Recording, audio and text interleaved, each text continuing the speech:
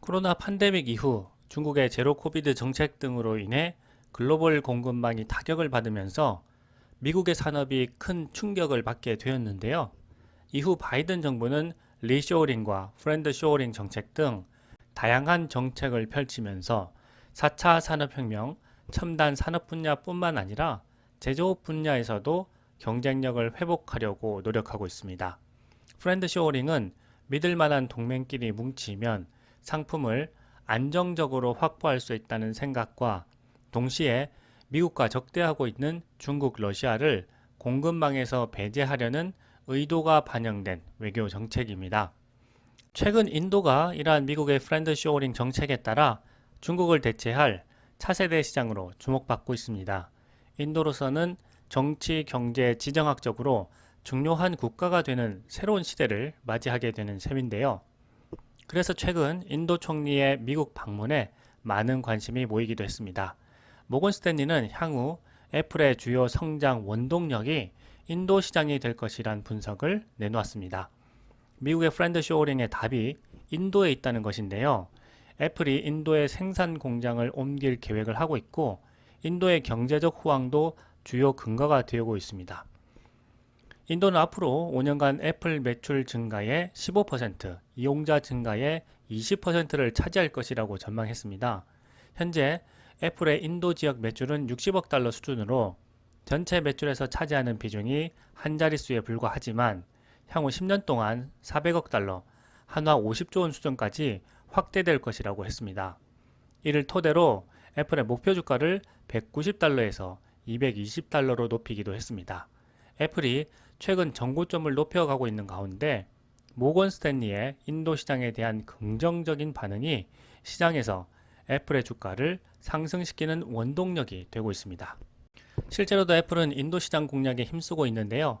최근 팀 쿡 CEO는 7년 만에 직접 인도를 방문해서 공급망 다변화에 적극 나서고 있는 상황입니다. 지난 1분기 매출이 2.5% 감소한 상황에서도 인도 시장에서는 역대 최대 매출 성적을 거두었는데요. 애플은 2023년 1분기, 애플 회계 연도로는 2분기에 해당하는 기간입니다. 매출액은 948억 4천만 달러, 하나로 125조 8,052억 원을 기록했고요. 순이익은 241억 6천만 달러, 한화로 32조 482억 원을 기록했습니다. 1분기 매출이 작년 같은 기간 대비 2.5% 감소했고 순이익은 3.4% 줄어들었지만 인도에서만큼은 사상 최대 매출을 기록했던 것입니다. 삼성과 샤오미, 안드로이드 기반이었던 인도 시장에서 최근 1년 사이 애플은 1분기 매출이 전년 대비 18%나 증가하며 새로운 시장에서 확장하고 있는 것입니다.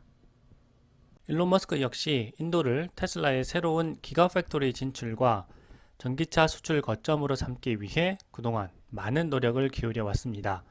6월 20일 일론 머스크는 미국을 국빈 방문한 인도 나렌드라 모디 총리를 만나 자신이 모디 총리의 엄청난 팬이며 인도의 미래가 굉장히 기대가 되고 흥분된다고 밝혔습니다.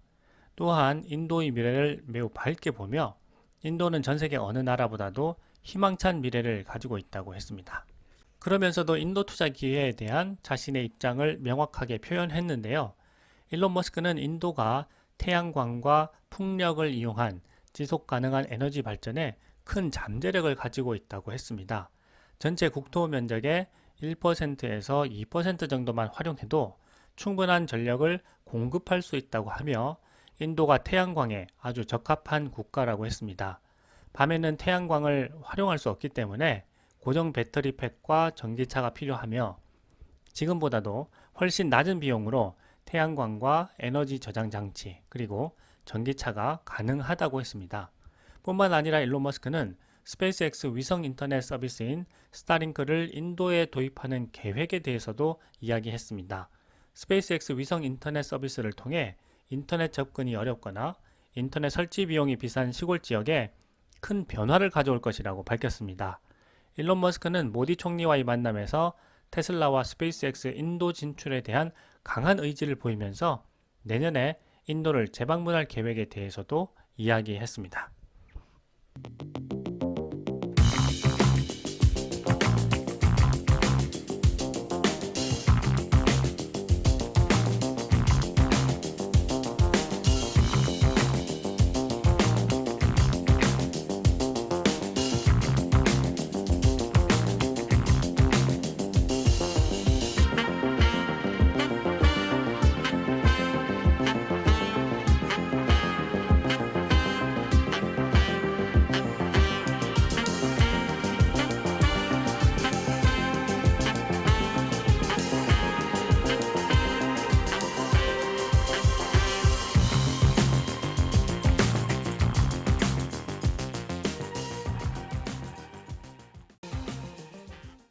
7월 17일 뉴욕타임스는 깜짝 소식을 발표했는데요. 테슬라가 독일 베를린 기가팩토리의 전기차 생산 능력을 지금의 2배인 연간 100만 대 규모로 확대하기 위해 부지 사용 확장 신청서를 독일 브란덴부르크주 정부에 제출했다고 합니다. 현재 베를린 기가팩토리의 전기차 생산 시설은 연간 50만 대입니다.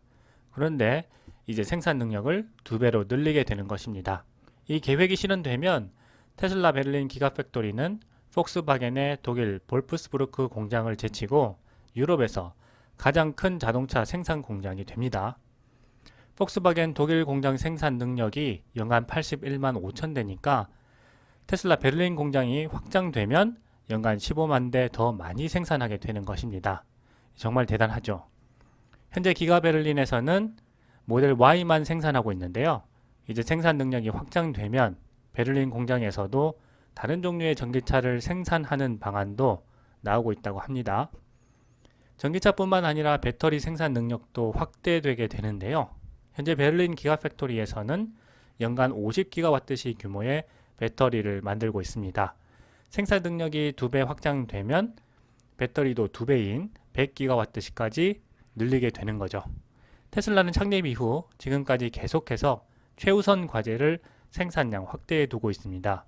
테슬라 전기차는 생산하면 다 팔리기 때문에 일시적인 재고를 빼면 사실상 재고가 없는 것이나 마찬가지입니다. 매년 50%의 성장을 목표로 하는 혁신 기업이죠. 일론 머스크는 2023년 2분기 실적을 발표하면서 조만간 자동차 가격이 급등할 것이라고 생각하기 때문에 더 많은 차량을 생산하기 위해 마진을 희생하는 게 합리적이다라고 했는데요. 시장에서는 3분기 전기차 가격이 인하되면 마진이 더 떨어질 수 있기 때문에 부정적으로 받아들이고 그동안 많이 오른 주가에 대한 차익 실현 등으로 실적 발표 후 거의 10%가량 주가가 폭락했습니다. 그러나 매출과 순이익이 전년 동기 대비 크게 증가했고 마진 감소가 부정적인 요소가 아니라 4680 배터리셀 확장을 위한 설비 투자, 사이버트럭 생산을 위한 설비 투자, 도조 슈퍼컴퓨터 개발을 위한 투자 등 생산 능력과 생산성 향상을 위한 일회성 투자라는 점을 감안해 보면 긍정적인 요소로 판단하는 것이 맞다는 것을 알 수 있습니다. 그리고 이러한 일회성 요소를 제외한 조정된 에비타 마진은 18.7%로 전 분기 18.3%보다도 높아졌습니다. 그만큼 테슬라의 미래 성장을 위한 긍정적 투자가 선순환되고 있다는 것을 알 수 있죠. 차량 가격을 공격적으로 낮추었음에도 오히려 조정된 에비타 마진이 18.7%라는 것은 정말 대단한 실적이라고 할 수 있습니다. 주식시장에서 이런 요소가 제대로 판단되지 않고 단기적인 차익 실현을 위한 물량 매도가 테슬라 주가 폭락으로 이어져서 아쉬운 마음이 들기도 하지만 이런 기회가 오히려 낮은 가격에 테슬라라는 혁신 기업의 지분을 살 수 있는 좋은 기회라는 생각도 듭니다. 최근 유럽 지역에서는 전기차 수요가 빠르게 늘고 있기 때문에 테슬라는 과감하게 확장을 결정한 것으로 보입니다. 유럽 자동차 제조협회에 따르면 지난달 유럽에서 신규 등록된 전기차가 작년보다 66%나 증가하면서 처음으로 경유차를 넘어섰습니다. 전기차 전환 추세가 유럽에서 정말 빠른데요. 국제에너지기구 IEA는 지난해 유럽 전기차 판매량이 280만 대였지만 7년 후인 2030년이 되면 지금보다 3배 넘는 1060만 대를 판매할 것으로 전망하고 있습니다. 뿐만 아니라 유럽연합은 2035년부터 내연 기관차 판매를 원칙적으로 금지할 계획입니다. 이런 상황에서 테슬라로서는 유럽 시장 공략을 위한 핵심 기지로 베를린 기가팩토리를 활용할 계획인 것입니다. 독일 베를린 브란덴부르크 작센 지역의 금속노조 지부장인 디르크 슐체는 테슬라 베를린 기가팩토리 확장을 통해 직원 수를 현재 10,000명에서 22,500명으로 늘리겠다는 테슬라의 계획을 환영했습니다. 테슬라 기가팩토리가 이처럼 일자리 창출을 비롯해 지역에서 만들어내는 경제적 이익이 엄청나기 때문에 많은 국가들이 앞다투어 테슬라 기가팩토리를 유치하려고 하고 있습니다.